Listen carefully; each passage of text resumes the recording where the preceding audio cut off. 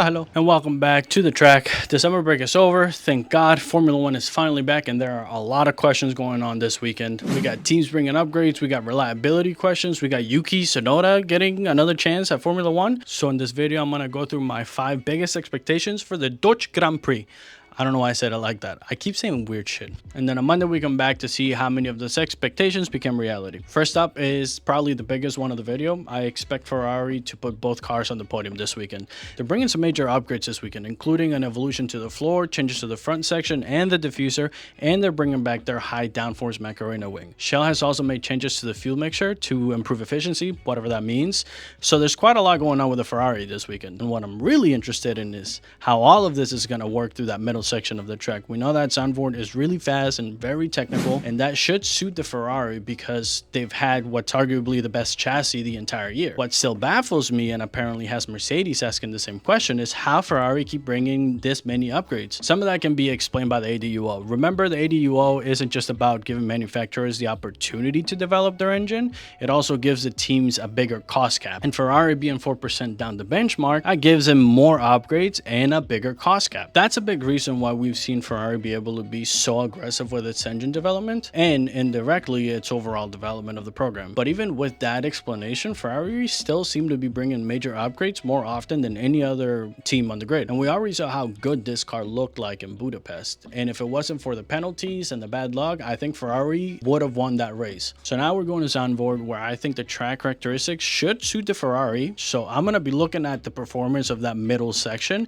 and the long run pace. If both Ferraris are fighting at the front all weekend, then I think the podium expectation is very realistic. And if the upgrades work the way Ferrari is hoping, then I think that that's a very real possibility. Again, luck is gonna play a part in all of this, and Ferrari hasn't necessarily been super lucky, but they've had better luck than others. Number 2, Aston Martin make it to Q2 with Alonso making it to possibly Q3. Aston Martin's finally finishing this version of their car, and I think this could be a much better weekend than we've seen so far. The last time they brought its first major upgrade, we saw Fernando make it to Q2. Nothing to be like, oh my god, but when the team has been in the back for the entire time and you see them up there, you know it's working. Now they're bringing the Honda power unit upgrade along with its improvement to the battery and other components. We already knew they were having more problems than other teams when it came to the energy deployment, so improving that should at least give them a better baseline to work with moving forward. But also, this track doesn't look like it's going to be very energy dependent, so that should also help them in that sense. The big question is how much of the Honda upgrade they're actually going to use. Honda has been working towards a significant gain this whole time. They apparently unlocked 30 horsepower from the engine, but reliability is still a major concern, and the upgrade is focused on the combustion engine, and Honda has been clear that this is where their biggest performance deficit is. So even though they've unlocked that, they're not actually using all of it, because if doing so creates another reliability problem, then it's probably better to just go at it slowly. And that's why I think this weekend is really important for them. If they get through Zandvoort without the engine or the energy deployment becoming a major problem, then I think that we can see them starting to use more of that performance later in the season, especially in Monza, because right now they're only going to be using, I think, like 10 to 15 horsepower of whatever it is that they unlock. So it would make sense that in a track like Monza, once they know that the car is reliable, that they would use all of that. Maybe even get a podium, who knows? So I'm looking to see if they can get into Q2, and I can see Alonso getting into Q3 and maybe even some points, but we'll just say Q3 for Alonso, Q2 for Aston Martin, period. If that does happen, and they make it the whole weekend without any problems, everybody's heads need to turn and look at Aston Martin, because if Adrian Newey is finally able to give them that car, that Adrian Newey car, we might see Fernando Alonso be the oldest world champion ever. Moving on to the third one, I think Mercedes is going to have at least 2 engines poop the bed. Now, Mercedes is probably the team I'm mostly interested in watching this weekend, because I want to see how much of that early season advantage they still have this late into the season. At the beginning of the season, Mercedes was miles ahead of everyone else. And ever since those first few races, it hasn't really seemed like they've gotten significantly faster or slower, but instead the other teams are developing a lot faster than Mercedes expected. They've talked about gaining half a second every 2 months, but at the same time, they're barely winning races now compared to the start of the season. So are they really gaining 2 seconds every couple months, or is that just what they're trying to say so that people are still scared of them? And I think that puts a completely different type of pressure on that team, because we're past past the midpoint.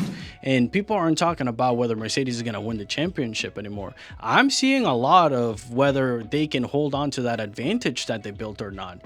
And we're starting to see the holes in the cars packages, especially when it comes to the reliability part. We've already seen Mercedes deal with multiple power unit failures in one weekend with different teams. And the team has acknowledged that they're working to address this. So now we're going into the rest of the season with 3 triple headers. That's a lot of stress to put on a team that's having a lot of reliability problems. I think Mercedes are going to start pushing harder with development because they have to. But if they start making desperate changes while they're already dealing with reliability problems, that could make things worse for them. So obviously I'm going to be watching out for the reliability aspect of things, but they need smooth free practices and a smooth sprint here. If Mercedes lose 2 engines this weekend though, that's an immediate red flag, and whether it's on their cars or a customer team car. And if we keep seeing this type of reliability problems from them, then we're gonna have to start asking a much bigger question, and that is how long until we have a weekend where 2 Mercedes drivers score no points at all. Number 4, at least 1 McLaren on the podium this weekend. McLaren is another team I expect to be right up there this weekend. They're bringing upgrades to finish off their Austria package, and we already know that McLaren have a very good tendency to do well whenever they bring upgrades. I'm not a McLaren fan, but I am an Oscar fan, and you have to respect what this team has been doing. Almost every time McLaren bring a meaningful upgrade, they seem to find significant performance.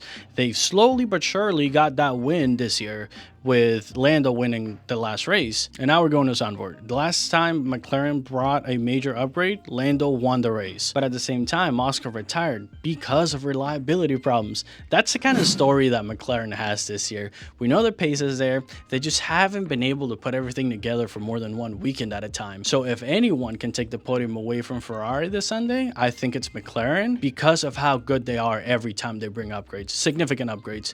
And we know that both Oscar and Lando are really good at Zandvoort. So because again, it being a sprint weekend, we really got to keep an eye out on that free practice run, because there's only one this weekend. They need to have both cars do a full session. If we see even one car on the jacks, then we know that their upgrade didn't work and the whole weekend's probably just gonna be wasted. We see this time and time again. Either Oscar or Lando go out for a few laps, then they box, and then the car gets taken apart, puts on the stand, and the driver goes to the back. But if both cars are fighting for the podium and reliability isn't an issue, then that's an even bigger sign that Hungary wasn't just a one-off for them, and that they're finally on the road to having a decent car. Number 5, Yuki makes Q3, but he doesn't score points. I'm really happy we're getting to see Yuki drive again, and honestly I wish my expectation for him was a little bit better or more optimistic, because I do think he's a really good driver. This is probably his best opportunity to impress another team if he wants to find a full-time driver. There's been plenty of rumors about where he could go. The driver market is very open right now. He's been linked to Haas because of Toyota, and there's been rumors about him going over to IndyCar in 2027. I hope that doesn't happen, but if he can jump back in the car, get into Q3, and show that he still has the pace to perform after being away for a while, that can go a long way towards helping him find another seat next year. And there are still a lot of unknowns for 27. We don't know exactly what the Cadillac lineup is going to look like yet, and there are plenty of drivers whose futures aren't completely set yet. So this is a big opportunity for him. I expect them, again, Q3, but no points. And honestly, I hope I'm wrong here. If Yuki gets into Q3 and somehow manages to score some points, that's a much better weekend for him than what I'm predicting here. But considering the circumstances, he needs to be quick at getting comfortable with the car.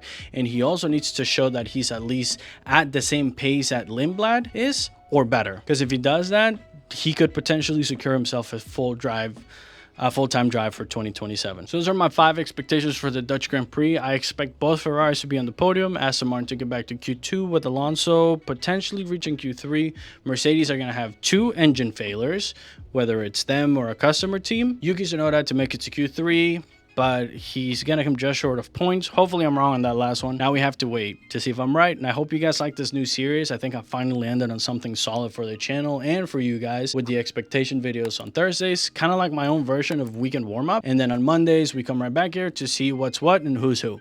So until the next time on Monday, don't forget to like the video, subscribe to the channel, and comment your thoughts down below. Until the next one, books.